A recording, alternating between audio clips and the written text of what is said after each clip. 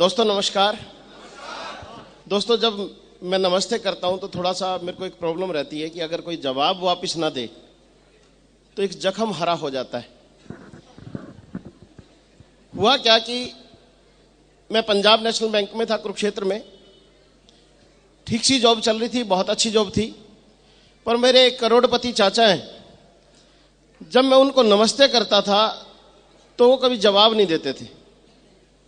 उनको मैं बोलता था कि चाचा नमस्ते, वो करते थे।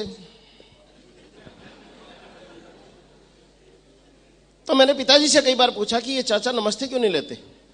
तो पिताजी कहते तो जितना करते हैं ना इतना ठीक है, बहुत है, ये करोड़पति आदमी है, इनको पता है कि हम उसके लायक नहीं है, इतने बड़े मुकाम पे हम नहीं पहुंच सकते। और मैं दुकानदारी करता हूं तो नौकरी करता है, कहां तक जाएंगे, जोर भी लगाएंगे तो 20 से 25 पे आ जाएगा। ये करोड़ों रुपए कमाता आदमी इतना कर देता, कम है क्या? अरे मैंने कहा चाचा है यार, तो करनी ठीक से नमस्ते तो कर ही सकते हैं, क्योंकि इतना तो कह ही सकते हैं। जब मैंने कहा नमस्ते, वो ये तो कह सकते हैं नमस्ते ज्ञान, कह सकते हैं ना जी। पर समस्या क्या होती है कि जब मैं किसी को नमस्ते कहता हूं, जब वो भी ऐसे ऐसे करता है ना, मेरा वो दर्द हरा हो जाता है। तो इसलिए थोड़ा सा मेरे दर्द को समझें, मेरी नमस्ते का जवाब ठीक से नमस्ते में दे दें, बस मैं और कुछ नहीं चाहता। दोस्तों नमस्कार। थैंक यू जी, बड़ा सुकून मिला।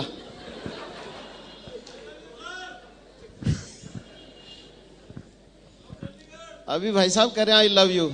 वैसे तो मेरे को कहना चाहिए आई लव यू, ठीक, पर मेरे से हिम्मत नहीं होती। मैं जवानी में नहीं कह सका, बुढ़ापे में क्या कहूंगा।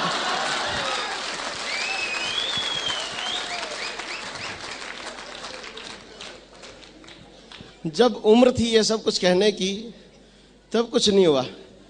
हाँ, आरसीएम ने इतना जरूर सिखा दिया कि अपन अपनी मैडम को कहने लग गया हूं आई लव यू। वहां भी कभी नहीं कहा गया। पारिवारिक सिस्टम कुछ इस तरह से होता है, सुबह से शाम झंझट में ही फंसे रहते हैं। ये नहीं किया, वो नहीं किया, कपड़े प्रेस नहीं किए, ये रुमाल कहाँ रह गया, वो जूते कहाँ रह गए, ये कहाँ रह गया। आई लव यू कहने का टाइम ही नहीं लगता। तो ये तो यहाँ स्टेज से जब सुनते रहे, आरसीएम में आए सुनते रहे कि अपनी मैडम को कही आई लव यू, अपने बच्चों को कही आई लव यू, अपनी मम्मी पापा को बोलिए कि I love you, I regard you. तो यहां से समझ में आया यार जिंदगी तो समझी नहीं अभी।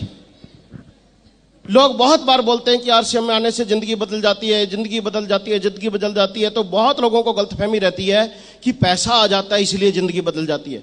दोस्तों मैं ईमानदारी से बताऊं, पैसे से जिंदगी बदल जाती होती तो भिखारियों की बदल जाती। पैसे से जिंदगी बदल जाती हो तो बड़े घटिया घटिया काम कर रहे हैं लोग, उनकी बदल जाती।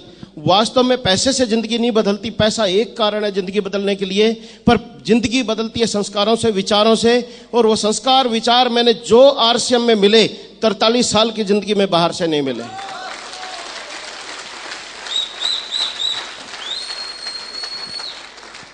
तो दोस्तों मेरा नाम ज्ञानचंद गर्ग, बेसिकली कुरुक्षेत्र से हूं। मैंने बताया कि मैं बैंक में था, पंजाब नेशनल बैंक में 22 साल मैंने जॉब की। आज इस स्टेज से काफ़ी भावुक था, काफ़ी कंट्रोल किया मैंने अपने आप को, और मैं कोशिश करूंगा और ज़्यादा कंट्रोल करके रखूं अपने आप को। क्योंकि बात क्या होती है कि पंडित जी को याद करूं तो कंट्रोल नहीं होता, और उनके शिक्षाओं को याद करूं तो मेरे को अपने पे अंकुश लगाना पड़ेगा। क्योंकि यहाँ मैं जितने बार भी देहरादून में आया, किसी भी फंक्शन में कभी ऐसा नहीं हुआ कि सतीश जी यहाँ नहीं थे, सतीश पंडित जी यहाँ नहीं थे। पर आज पहला मौका है कि मैं देहरादून में आया और मैं उनको ढूंढता रहा स्टेज के हर कॉर्नर से, पर मेरे को वो दिखाई नहीं दिए। पर मेरे को ये महसूस हो रहा था जब मैडम आए कि चलिए मैडम को देख लिया, मेरा दिल एक तसल्ली से भर गया कि वो यहाँ है। तो जोरदार तालियां चाहूंगा सतीश पंडित जी के लिए जिन्होंने यहाँ सब कुछ किया। और दोस्तों आज एक अजीब संगम हो रहा है यहाँ पे, क्योंकि आरसीएम बिजनेस में 2 लेग्स पे काम होता है, ए और बी, राइट।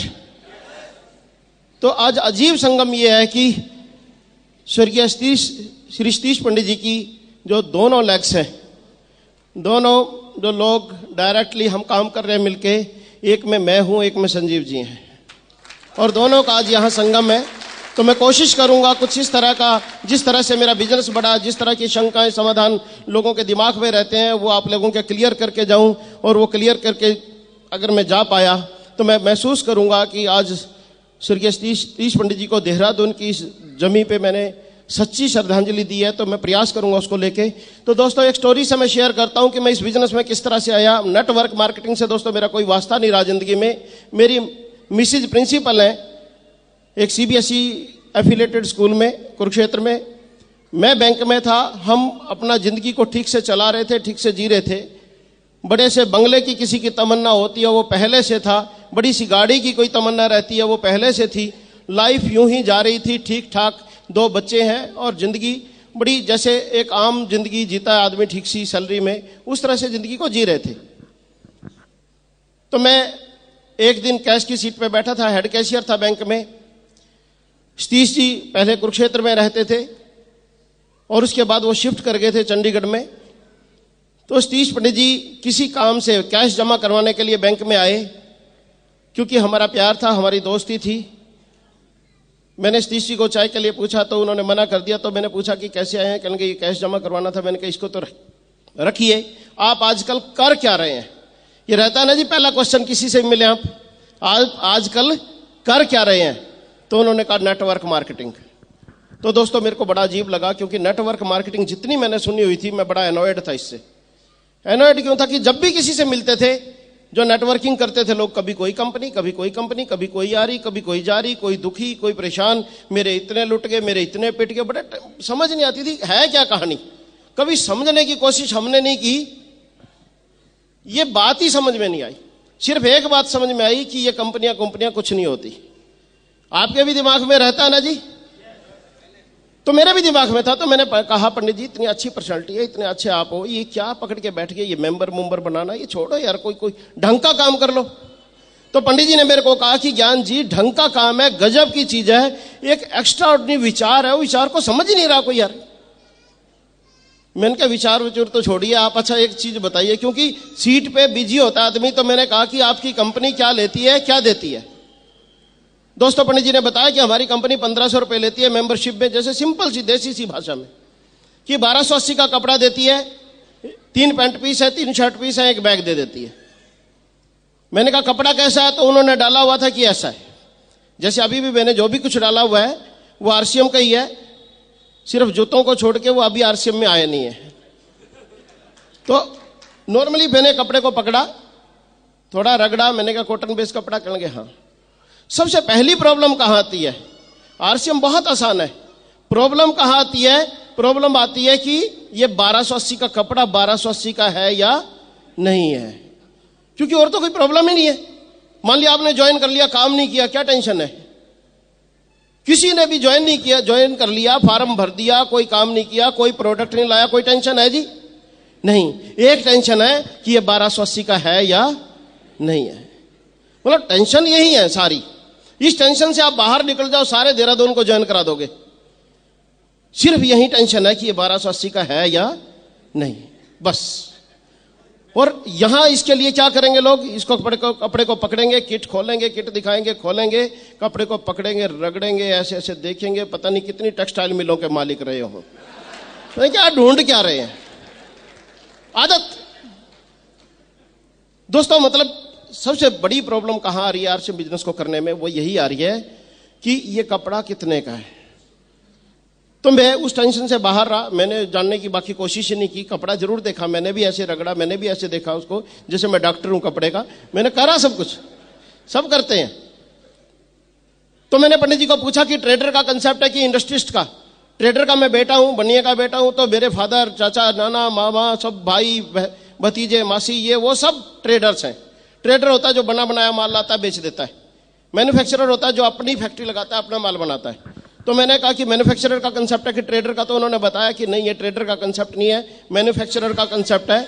और भीलवाड़ा की एक बहुत बड़ी मिल है, फैशन शूटिंग प्राइवेट लिमिटेड के नाम से 20 साल पुरानी मिल है, उसका कंसेप्ट है। तो बेसिकली क्या होता है कि ट्रेडर पे मेरे को विश्वास नहीं होता, पर मिल वाले पे विश्वास हो जाता है। क्यों हो जाता है? क्योंकि ट्रेडर का कोई ईमान नहीं होता। ट्रेडर कोई भी चीज कितने की बेच सकता है, वो 10 की चीज 50 में भी बेच सकता है, 10 की चीज 9 में भी दे सकता है। अगर यकीन ना हो तो जो ट्रेडर है उनको पूछ लेना जाके, बताएंगे नहीं, वैसे अंदर की बात है। क्योंकि प्रॉब्लम क्या होती है कि ट्रेडर के पास कोई आया कि ये कितने की है, उसने बोल दिया कि 15 रुपए की, वो बोलता है वहां तो 9 की मिलती है, वो ट्रेडर दूसरी उठा के लाएगा, ले 8 की ले जा। उसके पास डुप्लीकेट माल भी बतेरा रहता है, उसको पता है किसको कैसे करना है।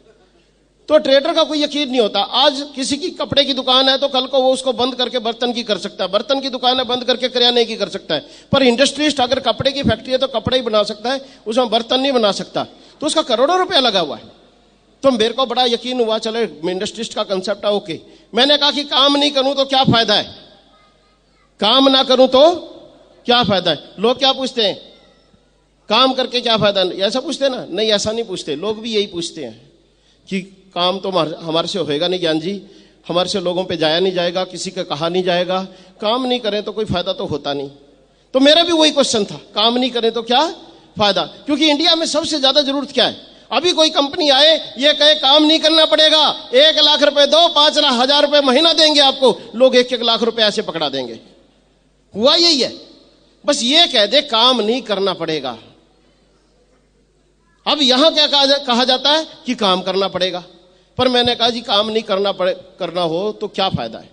वो कहने लगे ज्ञान जी क्या क्वेश्चन कर रहे हो। मैंने कहा देखो ऐसा है पंडित जी, जब हम क्लास में पढ़ते थे ना, माँ बाप चाहते थे ये बच्चा पढ़े, टीचर चाहते थे ये पढ़े, शाम को उसकी ट्यूशन लगाते थे, उसके बाद भी आधे बच्चे फेल हो जाते थे।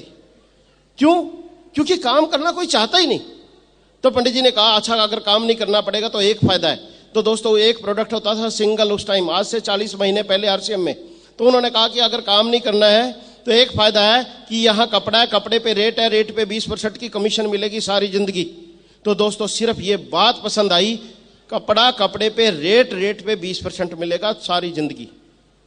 क्योंकि सारी जिंदगी से प्रॉब्लम क्या थी? प्रॉब्लम थी कि कपड़े पे रेट ही नहीं होता, 8 आने की टॉफी पे रेट होता है, 1 रुपए के बीड़ी के बंडल पे भी रेट है, किसी ने पीना किसी ने नहीं पीना, 8 आने की तंबाकू की पुड़िया पे भी रेट है, 8 आने बनी हुई है, किसी ने खानी किसी ने नहीं खानी, लाखों का कपड़ा घर में आता है उस पर रेट नहीं। सारी जिंदगी से अगर कोई परेशानी रही, भाई जिस आदमी को जिस कपड़े के बिना, ये कपड़ा एक ऐसी चीज है, पेट में रोटी हो ना रोटी हो चाहिए, सिर पे छत हो ना छत हो चाहिए, पागल होगा झल्ला होगा फुटपाथ पे लेटा होगा कपड़ा चाहिए ना जी। सिर्फ इसी पे रेट नहीं है, यहां कपड़े पे रेट है। ये गजब की चीज मेरे को लगी कि ये 850 का सूट लेंथ है जो मैंने डाला हुआ है, सिर्फ 850 में 3 मीटर। ये कलकत्ता से खरीदो 850 का, बंबई से खरीदो 850 का, चंडीगढ़ से ले लो 850 का, कुरुक्षेत्र में 850 का, आपके देहरादून में 850 का, गांव से ले लो 850 का, अनाड़ी जाए 850, एक्सपर्ट जाए 850, बच्चा जाए 850, बड़ा जाए 850। गजब की चीज है। तो सिर्फ ये बात समझिए कि चलिए साल में 10-15 हजार रुपए का कपड़ा तो हम खरीदते ही हैं, कभी मैडम के लिए, बच्चों के लिए, कभी बेडशीट, कभी सिस्टर्स हैं देने में लेने में। क्योंकि इंडिया है, इंडिया में कपड़े के गिफ्ट को सबसे कीमती गिफ्ट माना जाता है।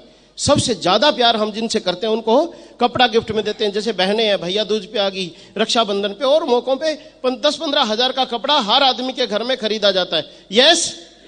तो मेरे को लगा 20% आएगा, 3,000 रुपए साल के यही बच जाएंगे। बनिया का बेटा था ना और बैंकर था, फटाफट कैलकुलेशन, 250 रुपए महीना बचता है।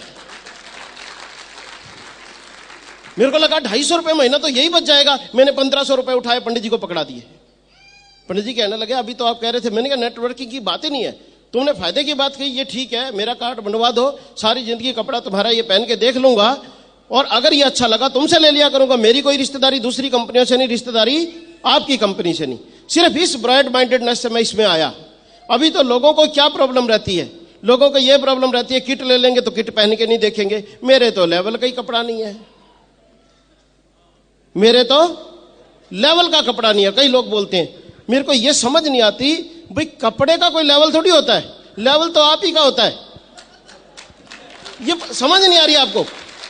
अरे सर, इसी कपड़े को डीसी डाल देगा, ये 1500 का लगने लग जाएगा। इसी कपड़े को मजदूर को डलवा दो, वो चिल्लाएगा 200 का लाया, 200 का लाया। कहेंगे पागल है, 200 का लाया, 150 35 की शर्ट बिकती है, वो लाया होगा। तो कपड़े का लेवल कभी नहीं हुआ।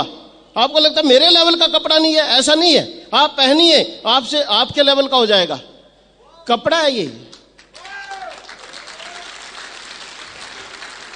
कपड़े की खासियत ये होती है। आप 35 वाली शर्ट डीसी को पहना दीजिए, आपको 1500 की लगेगी। आप 1500 वाली शर्ट किसी मजदूर को पहना दो, वो चिल्लाए 1500 वाली है, कोई कहेगा झल्ला है क्या? कपड़े का अपना कोई लेवल नहीं होता, सिर्फ आदमी का लेवल होता है। कपड़ा उतने का ही दिखता है जितने का आदमी होता है। तो यहां इससे बाहर आ जाए। तो दोस्तों मैंने कपड़ा लिया, कपड़ा सिलवाया, वो बात की बात थी। तो मैंने पंडित जी को कहा, आप कह रहे हैं इसमें पैसा आता है, चलो ये भी समझा दो, ये पैसा कैसे आता है, लंच में आना या शाम को आना, मेरे को बता के जाना ये पैसा कैसे आता है। ये बात तो समझ में आ गई, चलो भाई ज्वाइन कर लिया, 20% आएगा सारी जिंदगी, ये तो ठीक है, पैसा कैसे आता है। तो वो लंच में आए, हमारे सबकी सीनियर अपलाइन जो यहाँ उनका बड़ा प्रेम है देहरादून से, श्री सुरेंद्र वत्स जी, जोरदार तालियां चाहूंगा उनके लिए, थैंक यू जी। सुरेंद्र वत्स जी को साथ लेके आए, उन्होंने वो मार्केटिंग प्लान दिखाया कि ये विचार है, पहले इनडायरेक्ट सेलिंग सिस्टम था, अब डायरेक्ट सेलिंग सिस्टम है, पहले हम दुकानदारों के थ्रू खरीदते थे, हम स्टोर से खरीदेंगे, पहले इसमें ऐड का खर्चा भी था, पहले इसमें डुप्लीकेसी भी थी, अब डुप्लीकेसी नहीं रहेगी, ऐड का खर्चा नहीं रहेगा, हमको सस्ता अच्छा मिलेगा और 20% मिलेगा, ये विचार। तो विचार पे उन्होंने काफी जोर दिया, विचार मेरे को समझ में आया, भैया क्या फर्क क्या है, कुछ भी नहीं, हमें तो सामान खरीदना है, दुकान से नहीं खरीदा, कंपनी के स्टोर से खरीदा, इतनी बात है। और देहरादून में भी अगर सैमसंग का टीवी खरीदना हो, यहां 20 दुकानों पे मिलता हो और पता लगे देहरादून में सैमसंग का अपना शोरूम भी है, आप किस पे जाना पसंद करेंगे? सैमसंग शोरूम पे ना जी, यस, दुकानों पे नहीं जाएगा आदमी, सैमसंग के शोरूम पे जाएगा। क्यों? वो कंपनी का अपना है। मेरे को लगा यहां कंपनी के स्टोर से ही खरीदना ना, ये तो ज्यादा अच्छी बात है, कोई गड़बड़ नहीं मिलेगी, कंपनी का शोरूम है, कंपनी की चीज है, कंपनी से ले लेंगे। तो ये विचार समझ के बाकी जो उन्होंने बताया वो कुछ समझ में आया, कुछ समझ में नहीं आया, किसी के भी नहीं आता कितना इंटेलिजेंट हो, पहली बार रहता है, पता नहीं क्या है, चलो छोड़ो, सरसरा सा देखता आदमी। तो मैंने वत्स साहब से ये पूछा कि वत्स साहब आपकी इनकम कितनी है? कहने के 50,000 रुपये महीना। मैंने कहा समय कितना हुआ आपको? कहते 2 साल। मैंने कहा ऐसा करिए, आप इनकम ना ईमानदारी से बताइए कितनी है, ठीक है? क्योंकि नेटवर्कर को मैंने सुना था स्टेज से बोलते हैं मेरे को इतनी आ रही है, और जब बैंक में चेक जमा करवाने आ रहा होता था वो इतनी सी होती थी।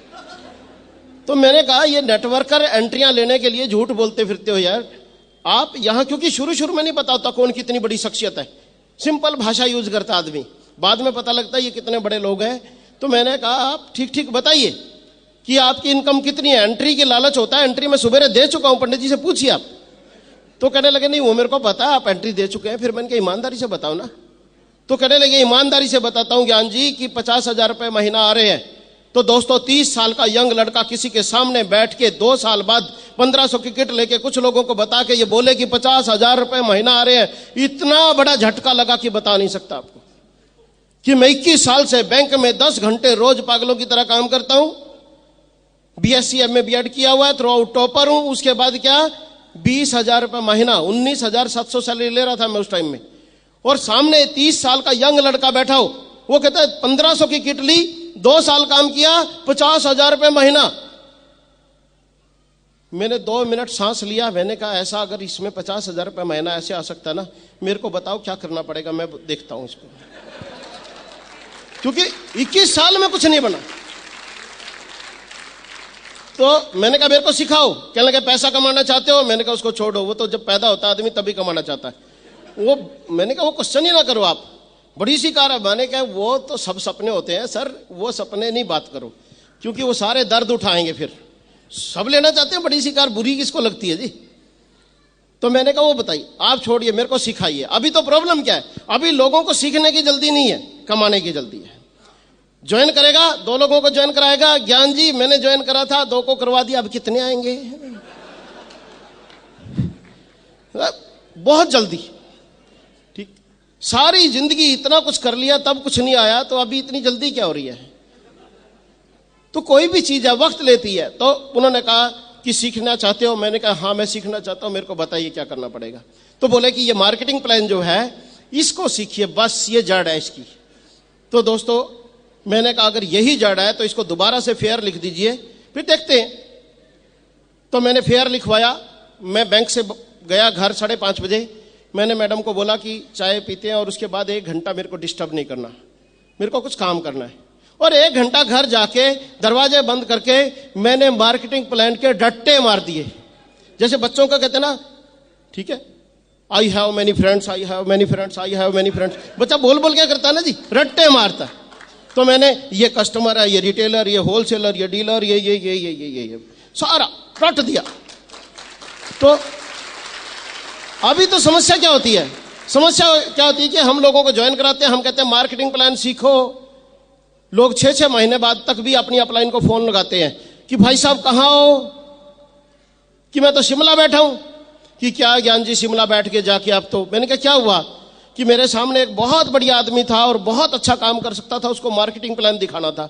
तो मैंने कहा बता दो ना। फिर मैं कैसे बता दूं, मेरे को तो आता ही नहीं, आपने ही तो बताना था, आप शिमला जाके बैठ गए। ठीक है, 6-6 महीने बाद भी। तो दोस्तों ईमानदारी से बताता हूं, मैंने उसका रट्टा मार दिया। 1 पेज की बात थी, 1 पेज का काम है। अभी हम लोगों के सामने जितने लोग यहां बैठे हैं, ईमानदारी से जो आरसीएम बिजनेस को ज्वाइन कर रखा है जिन लोगों ने, और प्लान दिखाना नहीं आता, और ये जो ज्वाइन करने वाले हैं, अगर उनको इसमें कामयाब होना है तो सिर्फ 1 पेज रट लेना। कामयाब नहीं हो तो मेरे को आके पकड़ लेना। 1 पेज रटना जिंदगी में। और गड़बड़ क्या करते हैं सब लोग, गड़बड़ ये करते हैं, अपने से 1 पेज याद नहीं होता और बच्चे से किताब याद नहीं होती, उसको थप्पड़ मारते हैं। जब उसकी बारी आई, इतनी सी किताब नहीं तेरे को याद होती, इतनी सी किताब, इतनी सी तो किताब है। अरे इतनी सी नहीं है, 7 सब्जेक्ट है, इतना बड़ा बस्ता है। उससे तो इतने बड़े बस्ते में तेरे नंबर कैसे कट गए। जब अपनी बारी आती है 1 पेज की, अपने को 1 पेज याद नहीं आता। तो अगर 1 पेज याद नहीं हो सकता मार्केटिंग प्लान, जिन लोगों को नहीं आता या जिन लोगों से सीखा नहीं जा रहा, पर एक जरूर करना, अपने बच्चों को पढ़ाई के लिए आज के बाद आपने ये संकल्प लेके जाना है, अगर आपको मार्केटिंग प्लान नहीं आता तो उनको पीटना नहीं है।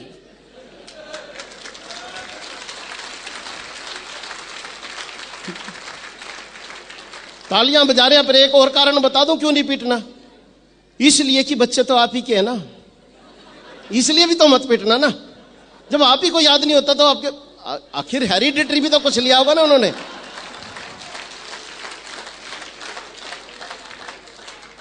तो मैं 1 घंटे बाद कमरे से बाहर निकला, मैंने पंडित जी को फोन लगाया, पंडित जी कहाँ हो। तो पंडित जी कहने लगे भी मैं तो वापस आ गया चंडीगढ़।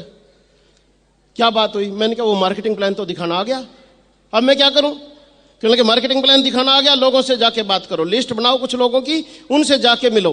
तो क्योंकि मैं कुरुक्षेत्र में रहा हुआ था, पैदा वहीं हुआ, बड़ा वहीं हुआ, एजुकेशन मेरी वहीं की, टीचिंग मैंने कुछ टाइम वहीं की, बैंक में 21 साल से मैं वहीं कुरुक्षेत्र में रहा। ट्रांसफर होती थी तो थोड़ी आसपास हो जाती थी 20-30 किलोमीटर के दायरे में, पर मेरा रेजिडेंस कुरुक्षेत्र में रहा। मैंने पूरी जिंदगी कुरुक्षेत्र में काटी हुई थी, दुनिया जानती थी मेरे को। तो मेरे को लगा कि लिस्ट लुस्ट बनाने की जरूरत क्या है, चलो ऐसे ही चलते हैं। मैंने किट उठाई, कंधे पे टांगी, स्कूटर उठाया। सबसे पहला कैंडिडेट मेरे को सबसे अच्छा लगा अपने चाचा जी जो टीचर थे, उनके घर गया तो चाची जी गेट पे ही खड़ी थी, उनकी डबल स्टोरी बिल्डिंग थी। मैंने चाची जी से पूछा चाचा जी कहाँ हैं, कहने लगे ऊपर है ज्ञान। क्या बात, कैसे आया था। मैंने कहा चाची ऐसे ऐसे करके, एक्साइटेड कि ऐसे ऐसे करके कंपनी आई है और ऐसे करके उसमें अगर 1500 की किट लेके ये कपड़े मिलते हैं और ज्वाइन हो जाते हैं तो सारी जिंदगी 20% देती है। मैंने बोल दिया एक सांस में। चाची ने मेरे को ऊपर से नीचे तक ऐसे देखा, कहती ज्ञान तू बैंक में नहीं है। मैंने कहा हाँ। तू तो हेड कैशियर है। मैंने कहा हाँ। कहती तूने कपड़े की फेरी शुरू कर ली। कपड़े की फेरी शुरू कर ली। फिर मैंने अपने आप को देखा, भाई फेरी वाला गठरी टांगे रखता है, मैं बैग टांगे हुए था, अंतर यही था। उसकी गठरी में कपड़ा होता है, मेरे बैग में था, काम तो वही था। ऐसे क्वेश्चन का ना मेरे को उम्मीद थी, ना इस बात का कोई अंदेशा भी नहीं होता। आदमी को लगता है 1500 की बात है, कोई भी दे देगा, क्या दिक्कत है। बड़े कॉन्फिडेंस से गया था। तो दोस्तों समस्या क्या होती है, अगर ऐसा क्वेश्चन आपके सामने आ जाए, आप घर बैठ जाएंगे, जाके बैठ जाएंगे ना जी। यस, ऐसा होता है। क्यों, फेरी वाला कहना शुरू कर दिया लोगों ने, पहले ही आदमी ने। तो मैंने चाची को कहा, मैंने कहा चाची ऐसा है, क्योंकि मेरे को जवाब देने की बड़ी आदत इसलिए रही कि मैं जब जवान था, बिल्कुल 16 साल की यंग एज आई, तो मेरे फादर का फाइनेंशियल ब्रेकडाउन हो गया था। हम लोगों ने कंगाली देखी और उस कंगाली में ये देखा कोई किसी का काम नहीं आता, काम आता तो सबसे पहले पैसा काम आता है। और पैसा अगर आपकी जेब में है, पैसे की खासियत अगर आपकी जेब में है तो पैसे की कोई कीमत नहीं होती। अगर पैसा जेब में ना हो तो 10-10 रुपए तरसवा देते हैं आदमी को।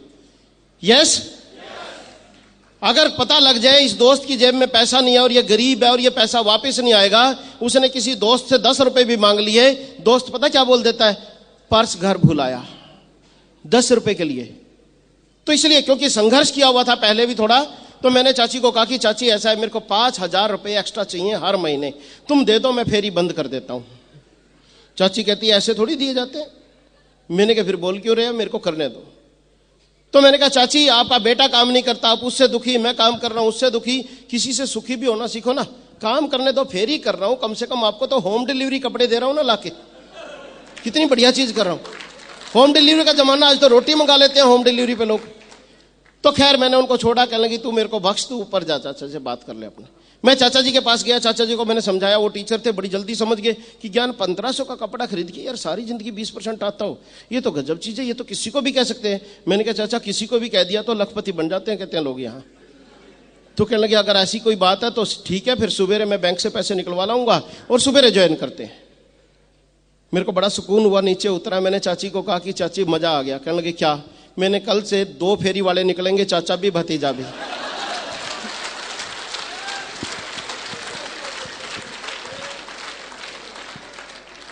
तो वहां से चला, दोस्तों में गया, एक दोस्त को मैंने कहा यार ऐसे ऐसे करके ये कंपनी आई है और ऐसे ऐसे करके ये पैसे देती है। कहता ज्ञान, कहता तू शर्म कर यार, इतनी अच्छी नौकरी पे लगा हुआ है, मैडम तेरी प्रिंसिपल है, कार तेरे पास है, बंगला तेरे पास है, क्या पकड़ के बैठ गया? बदनाम हो जाएगा तू। बदनाम हो जाऊंगा? मैं घर कह रहा हूं 1500 के कपड़े लेने हैं, तूने बदनाम क्यों हो जाऊंगा? मैंने बताया ना तू बदनाम हो जाएगा, ये नहीं चलती चलाती कंपनी भाग जाएगी।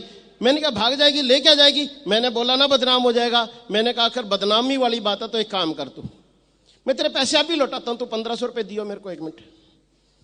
कहने लगे नहीं मैंने बनना ही नहीं मेंबर। मैंने कहा मेंबर बना ही नहीं रहा मैं तेरे को, तू 1 मिनट 1500 दे। उसने मेरे को 1500 रुपए पकड़ा दिए, मैंने उसको किट पकड़ा दी। मैंने कहा तेरे को फार्म भी नहीं भरता और तू जा, तू बदनाम करके दिखा मेरे को, तेरा मैं फार्म भी नहीं भरता और पकड़ अपनी किट, मैं पैसे भी नहीं देता, तू बदनाम करके दिखा मेरे को। क्या बदनाम करेगा? दोस्तों में जाएगा, रिश्तेदारों में जाएगा, यही कहेगा ना ज्ञान ने 1500 रुपए में ये कपड़े दे दिए। मतलब तू कहेगा क्या? ठीक। तो मैंने कहा तू ज्यादा से ज्यादा क्या कह सकता? ज्ञान ने ठगी करवा दी। अरे अगर ज्ञान लुटा हुआ है, तेरा दोस्त है, तू भी 200-400 में लुट गया तो क्या आफत आ गई? फिर तो तेरा दोस्त है, ठीक है ना।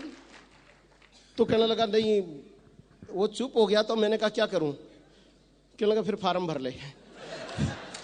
तो इस तरह से आपका कॉन्फिडेंस होना चाहिए। क्या होता है कि हमारा कॉन्फिडेंस नहीं होता, हमें यह लग रहा होता जैसे ठगी होगी, ठगी कर रहे हैं। जब आपके अंदर ही चोर होगा तो काम नहीं होता। हम लोगों के साथ समस्या क्या है? समस्या यह है कि एक्सीलेटर पे पैर रखेंगे, ब्रेक को दबाए रखेंगे, भाई कहीं खड्ड में ना गिर जाए। ब्रेक भी दबा लो, हैंड ब्रेक भी दबा लो, एक्सीलेटर भी दबाओ, फिर गाड़ी चल नहीं रही, कैसे चलेगी? अगर चलेगी भी तो गर्म हो जाएगी, इंजन गर्म हो जाएगा, खराब हो जाएगी। और आधे से ज्यादा लोगों की गाड़ी इसीलिए खराब है, अंदर शक, बाहर आरसीएम लखपति बना देगा।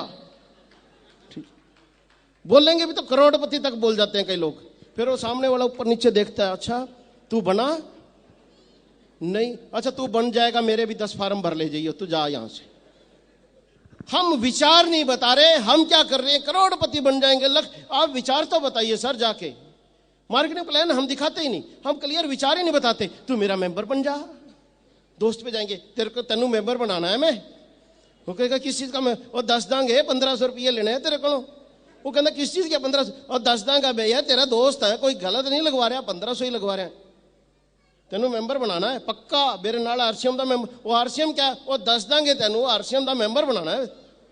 इस तरह बोलते हैं मैंबर बनाना जिस तरह पार्लियामेंट का मैंबर बनाना हो, 1500 रुपए में तेरे को मैंबर बनाना है। आप विचार तो बताइए लोगों में जाके। लोग ज्वाइन होते हैं सर, काम करते हैं लोग समझते हैं, लोग बेवकूफ नहीं है। इतनी अवेयरनेस है, इतने एजुकेशन है इस टाइम, एजुकेटेड लोग हैं। आप बताइए indirect selling system, direct selling system, वो नहीं बताते। मेंबर बनाना है तो मैंने मार्केटिंग प्लान दिखाता, मैंने बिना मार्केटिंग प्लान के किसी को ज्वाइन नहीं कराया आज तक, सबको बताता हूं। किसी ने हाँ की तो ठीक, ना की तो ठीक। तो दोस्तों में गया, कुछ लोगों ने हाँ भी की, कुछ ने ना भी की। ओके, ना की तो मेरे को उससे कोई लेना देना नहीं था। मेरा विचार है, मैंने बताया। हम लोग इरिटेट हो जाते हैं, तो मेरे कहने से 1500 नहीं दे सकता, ये कहने की जरूरत ही नहीं है, उसकी मर्जी, आप बताइए सही, बस आपका काम है बताना। तो मैं दोस्तों में चलता रहा ऐसे। कुछ दिन में चला तो मैडम ने मेरे को कहना शुरू कर दिया कि आप क्या कर रहे हैं ये। मैंने कहा क्या हुआ? कहने लगे पेरेंट्स आते हैं घर में, आप तो किसी के भी घर चले जाते हो, आपको तो पता नहीं किसके बच्चे पढ़ रहे हैं स्कूल में। पेरेंट्स घर में आते हैं और वो बार बार बोलते हैं कि प्रिंसिपल का घर वाला कपड़े बेचता फिरता, ये कोई अच्छी बात है? तो ये नया क्वेश्चन खड़ा हो गया मेरे सामने ये शुरू शुरू में अजीब अजीब क्वेश्चन आएंगे आपके सामने कि प्रिंसिपल का घरवाला कपड़े बेचता फिरता अच्छा लगता है क्या? मैंने कहा मैडम इतनी कंपनी आई कपड़े उतार लेगी लोगों के, हम तो पहना रहे हैं आपको, वो भी बुरा लग रहा है?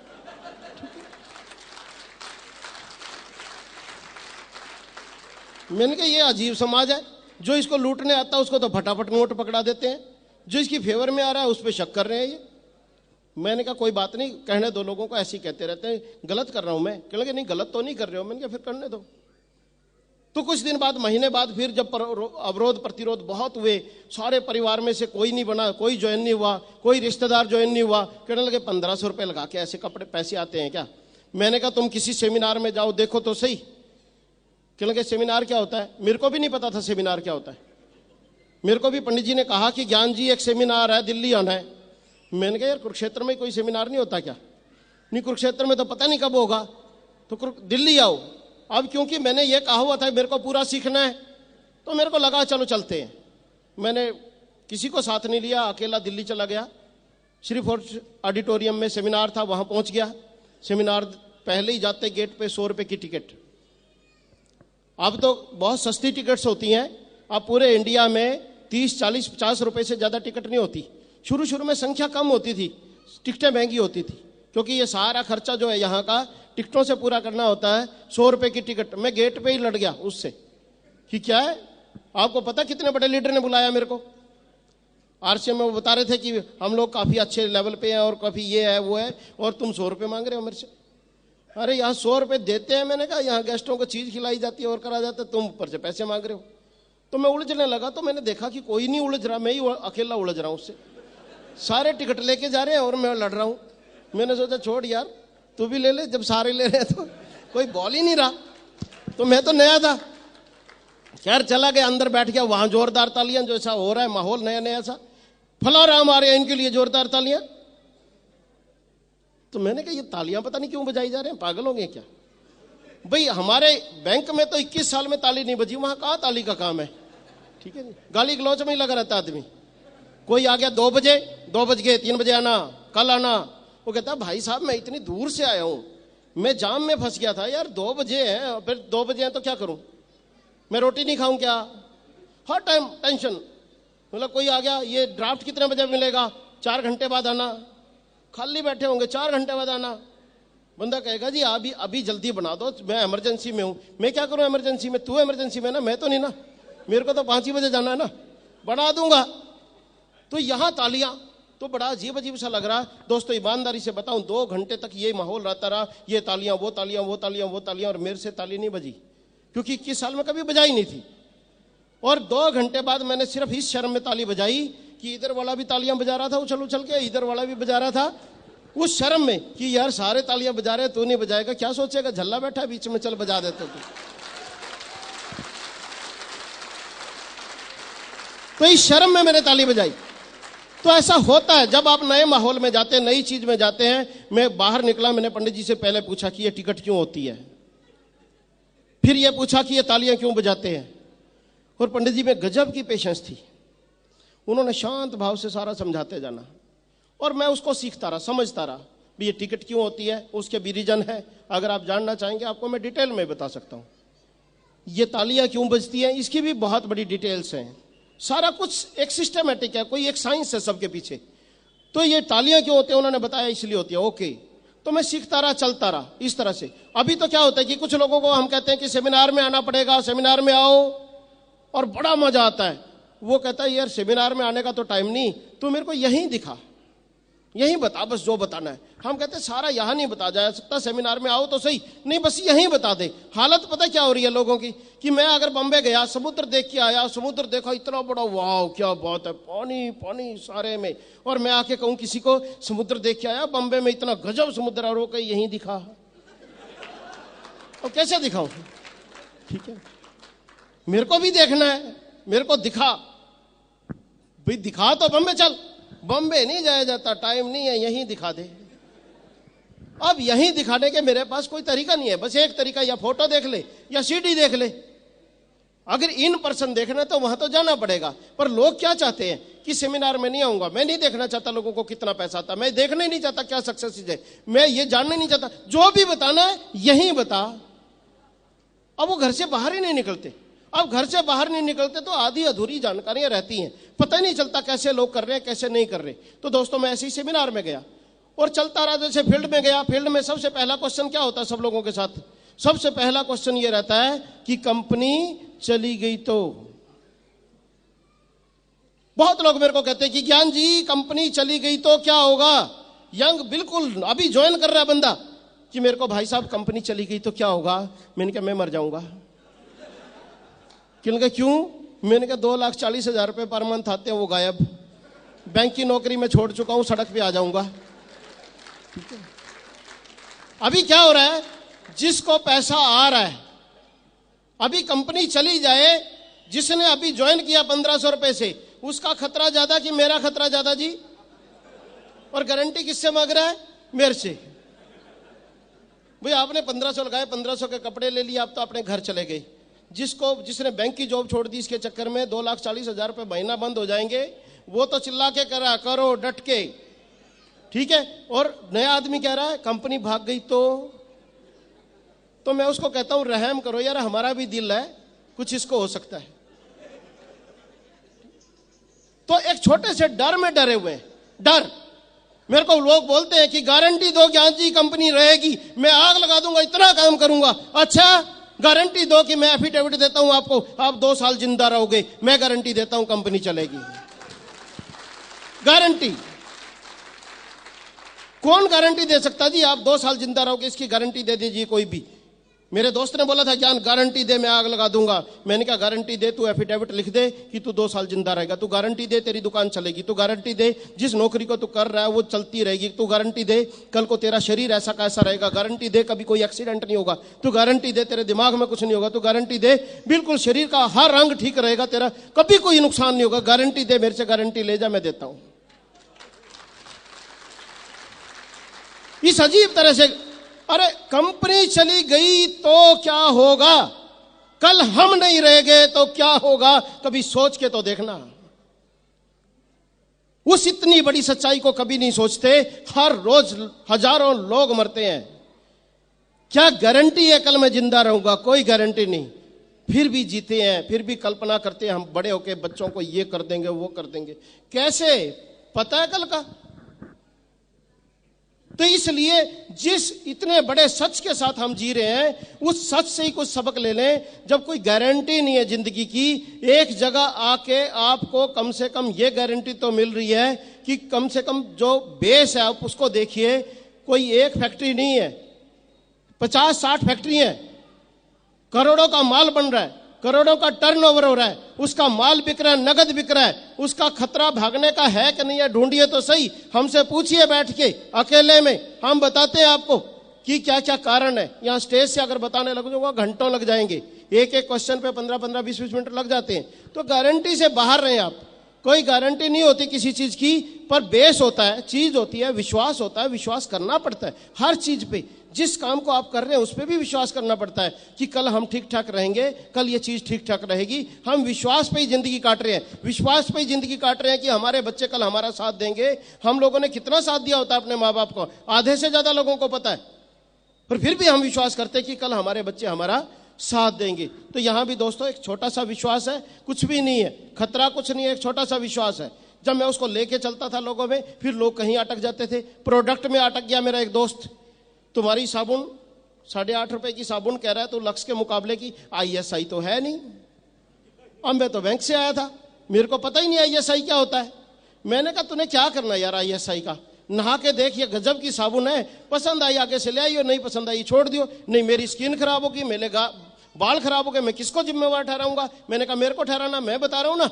नहीं ऐसा नहीं होता, वैसा नहीं होता, ISI नहीं है। तो मैंने उसको जब वो नहीं माना तो दोस्तों पता क्या क्वेश्चन पूछा? मैंने कहा कभी गोलगप्पे खाए? आप लोगों ने खाए जी, हाथ खड़े करना जिसने खाए। थैंक यू जी। मैंने कहा गोलगप्पे खाए? कहता खाए। मैंने कहा उस पे ISI पढ़ा कभी? नहीं? अरे मैंने कहा जिसको खा के फूड पॉइजनिंग हो सकती है, तू मर सकता है, उसका तो ISI चेक नहीं करता। जिसने नहा के नाली में बह जाना उसका ISI ढूंढ रहा है। तू रहने दे यार, मैं तेरे को नहीं बनाता, कहीं और देखूंगा। तो जब मैं उठ के चलने लगा उसने मेरी बाजू पकड़ी, कहता फरले फार्म मेरे क्वेश्चन क्लियर हो गए। छोटा सा क्वेश्चन है, कुछ नहीं है। अभी मेरा एक दोस्त, कुछ महीने 1.5 महीने पुरानी बात है, एक कहने लगा ज्ञान तूने कहा था वो साबुन इतनी है, और मैं घर में लेके गया, मेरे को डांट पड़वा दी। मैंने कहा क्या हुआ? कि तेरी भाभी कहने लगी बड़ी बेकार साबुन है, ये कहां से उठा लाए? मैंने कहा बेकार बताई उन्होंने? कहते हाँ। कौन सी साबुन यूज करते? कहते लक्स। मैंने कहा अच्छा बात सुन, 1 मिनट देख तमाशा तेरे को दिखाते हैं। मैंने उसको बुलाया, बैठे हम दोनों, हमने एक आरसीएम की साबुन ली, ब्लेड से उसको खुरच दिया ऊपर से नाम आरसीएम का, और एक लक्स मंगवाई हमने। लक्स में से लक्स डाल के निकाल के मैंने जेब में डाल ली, और उसके रैपर में वो आरसीएम की साबुन डाल दी और चिपका के मैंने कहा इसको घर रख, और बताना कुछ नहीं भाई मैं लक्स ही ले आया हूं, तुम लक्स के लक्स कह रहे थे, लक्स ले आया हूं। और जिस दिन वो यूज हो उस दिन का इंतजार करना, उस दिन बात करना। तो जिस दिन वो यूज हुई, एक दिन तो यूज होनी थी, यूज हुई तो उसने अपनी मैडम से पूछा कैसी लगी साबुन? कहते लक्स तो लक्स ही है, क्या बात है लक्स की।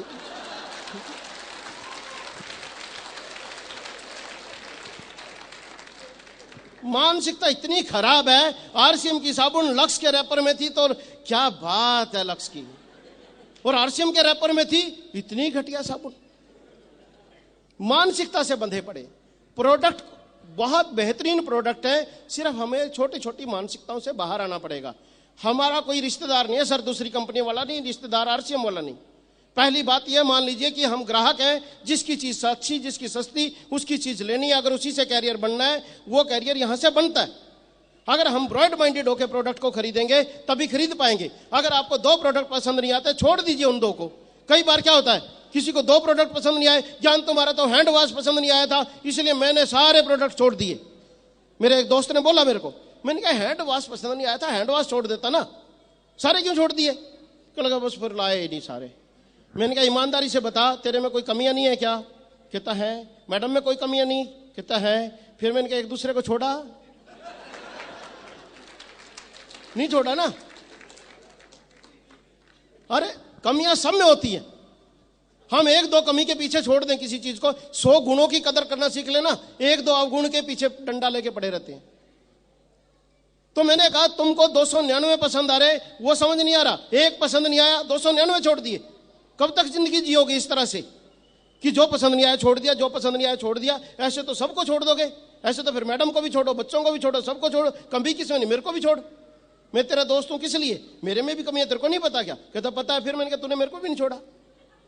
इतना एक के पीछे छोड़ने की आदत है, सबको छोड़ना।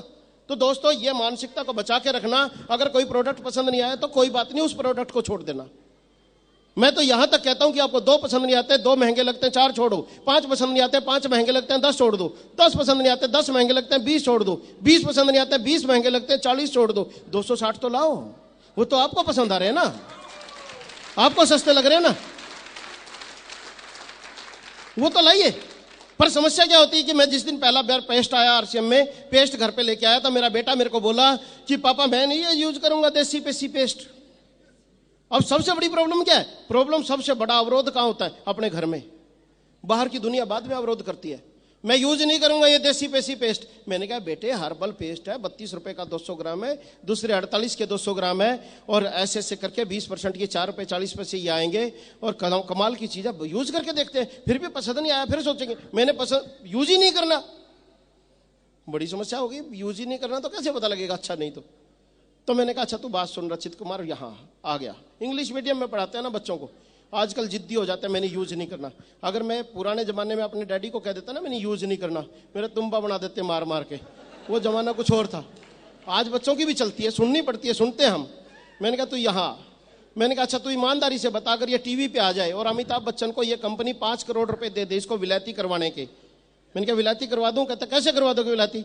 मैंने कहा अमिताभ बच्चन से 5 करोड़ में कॉन्ट्रैक्ट कर लें और अमिताभ बच्चन टीवी पे 4 बार बोल दे आरसीएम पेस्ट गजब पेस्ट, आरसीएम पेस्ट गजब पेस्ट, आरसीएम पेस्ट गजब पेस्ट, मेरे दांतों का राज आरसीएम, इस उम्र में भी। तो मैंने कहा तू कहेगा नहीं कहेगा कि पापा आरसीएम पेस्ट लेके आना? कहता कहूंगा। बच्चे ईमानदार भी बहुत है आजकल। कहता कहूंगा।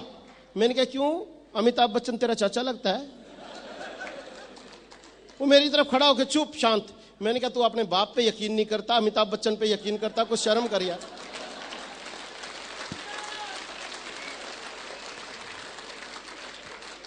तो कहता पापा छोड़ दो, कोई नहीं मैं कल यूज करके देखूंगा पक्का। हमारी समस्या क्या हो रही है? हमें अपने दोस्तों पे यकीन नहीं, अपने भाई पे यकीन नहीं, अपनी बीवी पे यकीन नहीं, किसी बीवी को अपने हस्बैंड पे यकीन नहीं, रिश्तेदारों पे यकीन नहीं, अमिताभ बच्चन पे यकीन, ऐश्वर्या राय पे यकीन, माधुरी दीक्षित पे यकीन। वो शाहरुख खान है, बोतल ले बीन बजा रहा है, मदारी की ड्रेस में, बोतलें उसके पीछे पीछे चल रही हैं पेप्सी की। मतलब एक आम इंसान, उसने एक्टिंग सीखी, एक्टर बना, दिल्ली चला, बम्बे चला गया और वो बीन बजाता है, बोतलें उसके पीछे चलती हैं। हम सजीव लोगों को नहीं चला पा रहे अपने पीछे। लोगों को क्या है, सिर्फ ये टीवी पे बोल दो एक बार, फिर क्या घुस जाएगा, 16 रुपए और घुस जाएंगे, फिर यकीन हो जाएगा ये दे आप विलायती हो गया। तो मैंने अपने बेटे को इस तरह से समझाया, क्या करें, इसी तरह से समझाना पड़ता है। अब सेमिनार में आते हैं, हम लोग आप लोगों को बता रहे हैं। एक बंदा पता क्या बोला है, सेमिनार में तुम पता क्या कर रहे हो? मैंने कहा क्या? भड़का रहे हो लोगों को। मैंने कहा क्या भड़का रहे हैं? और क्या, भड़का ही तो रहे हो, ये यूज करो, आरसीएम गजब, ये गजब, मेरे को इतना पैसा आता, उतना भड़का रहे हो। मैंने कहा भड़का नहीं रहे, तेरे को समझ नहीं आ रहा, हम जगा रहे हैं, भड़का थोड़ी रहे, हम जगा रहे हैं कि इस तरह से करके आपकी जिंदगी खूबसूरत हो सकती है, इस तरह इस प्रोडक्ट को यूज करके आपको बेहतरीन जिंदगी जी जा सकती है। आरसीएम को क्या फर्क पड़ता है? आज आरसीएम बंद हो जाए, ऐसी सैकड़ों कंपनियां बंद हो जाए, उसकी रोटी थोड़ी बंद हो जाएगी, वो तो इंडस्ट्रिस्ट है, वो तो दूसरे रास्ते से बेच लेगा, उसको कोई फर्क नहीं पड़ता। सर समझिए आप, हमको फर्क पड़ता है। लोगों को लगता है कि कंपनी के लिए हम काम कर रहे हैं, बहुत से लीडर्स को भी लगता है कंपनी क्या कमा रही है, कंपनी के लिए काम कर रहे हैं। कंपनी के लिए काम नहीं कर रहे हैं हम। अगर इस रास्ते से नहीं बेचती कंपनी तो दूसरे रास्ते से बेच लेती। हजारों कंपनियां इस देश में, लाखों कंपनियां होंगी, सबका माल बन रहा है, सबका बिक रहा है। कोई एक फैक्ट्री नहीं है वहां पे इंडिया में, एक फैक्ट्री इस रास्ते से बेच रही है। कंपनी को कोई फर्क नहीं पड़ेगा, हमको फर्क पड़ता है, हमारी जिंदगी को फर्क पड़ता है। ये समझने की जरूरत है। कंपनी क्या कमा रही है, अरे कंपनी क्या कमा रही है वो छोड़िए, हम क्या कमाएंगे ये ढूंढिए ना। मैं किसी दोस्त के पास गया, मैंने कहा दोस्त ऐसे ऐसे करके तेरे फायदे की बात बता रहा है। छोड़ ना, तू मेरे फायदे की बात बता रहा है। मैंने कहा क्यों? तू तो अपने लिए पैर पीट रहा है। कहते हैं ना जी दोस्त, अपने लिए आया है, कहते हैं यस। मैंने भी बोला, मैंने कहा वाकई मैं अपने लिए आया हूं, मेरे को अगर फायदा नहीं होता तो मैं क्यों आता, मेरे को फायदा नहीं होता तो मैं क्यों आता। पर दोस्त तू आरसीएम को ज्वाइन करेगा, 500 रुपए का सामान लाएगा, तेरे को 20% 100 रुपए बचेंगे, मेरे को 1% आएगा 5 रुपए। मैं अपने 5 रुपए के लिए आया हूं, तू 100 रुपए के लिए कर सकता है नहीं कर सकता? यह भी समझाना पड़ता है लोगों को। भाई अगर आपका 100 का फायदा करवा के मेरे को 5 रुपए बच जाए, आपको क्या दर्द है उस बात का? पर उसका भी दर्द। मैंने कहा ये बात ठीक है नहीं ठीक है, उस दोस्त को बोला, कहते ये तो ठीक है। मैंने कहा नहीं ठीक हो तो अपने घर राजी, मैं अपने घर राजी, ठीक है तो कर ज्वाइन। तो करते हैं लोग, हम बात नहीं बता पा रहे। हम दोस्तों में जाएं, बात बताएं। प्रॉब्लम कहां आ रही है? प्रॉब्लम यह आ रही है कि लोग क्या कहेंगे, ईगो। दोस्तों इस ईगो से बाहर आ जाना। जिसको लगता हो अभी यहां भीड़ में कोई भी बैठे हो, इस ग्रुप में कोई भी बैठे हो, इस पंडाल में कोई भी बैठे हो, कितने बड़े ऑफिसर्स हो, आप इस ईगो से बाहर आ जाना। ये ईगो बड़ी खतरनाक चीज है। ये जिंदगी है, 10 सेकंड में ग्रामर बदल जाती है।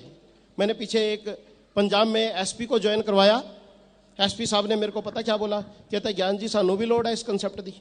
मैंने कहा जी बहुत जरूरत है आपको इस कंसेप्ट की, मेरे को पता है। मैंने कहा आप किसी को एक झटका आंख भी दिखा दो 50,000 रुपए दे देगा, आप क्योंकि एसपी हो। पर मैंने कहा कि आप रोज देखते हो मुठभेड़ें होती हैं पुलिस वालों की, अगर रात को किसी मुठभेड़ में आप दुनिया में नहीं रहे, सवेरे आपके बच्चे एसपी के बच्चे नहीं रहेंगे? रहेंगे जी? नहीं रहते। वो मैंने कहा उसी के बच्चे हो जाएंगे जो मैडम करेंगी। अगर आपकी मैडम ऑफिसर होंगी तो ऑफिसर के बच्चे होंगे, डॉक्टर होंगी तो डॉक्टर के बच्चे होंगे, अगर वो कोई छोटा काम करेंगी तो छोटे काम वाली के बच्चे हो जाएंगे, वो एसपी के बच्चे नहीं रहेंगे। यस मैंने कहा आप गलतफहमी में नहीं रहना। 10 सेकंड में ग्रामर बदल जाती है जिंदगी की, 10 सेकंड में सारे परिवार की ग्रामर बदल जाती है।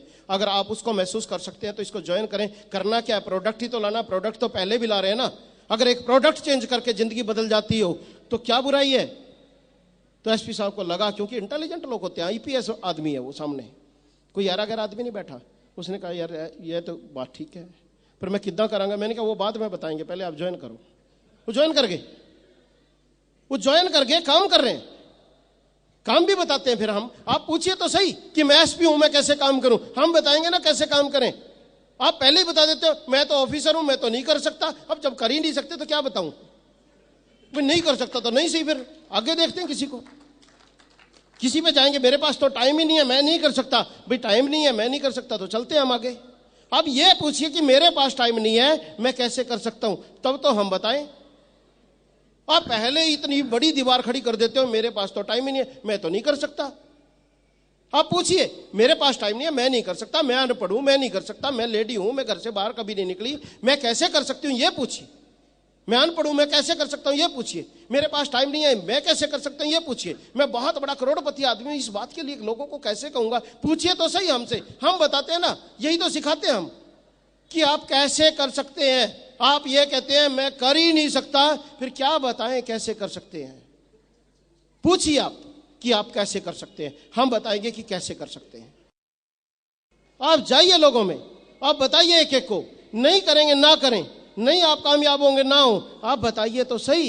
एक विचार लेके तो चलिए तो सही, विश्वास तो रखिए, आस्था तो रखिए। यहां तो दुनिया भर के एग्जाम्पल है, लोग लाखों रुपए कमा रहे हैं। और नहीं तो आप भगत सिंह को सोचो, आजादी के लिए देश पे कुर्बान हो गया, पता नहीं मिलेगी, किसी के पास आई नहीं थी, फिर भी यकीन किया कि आएगी।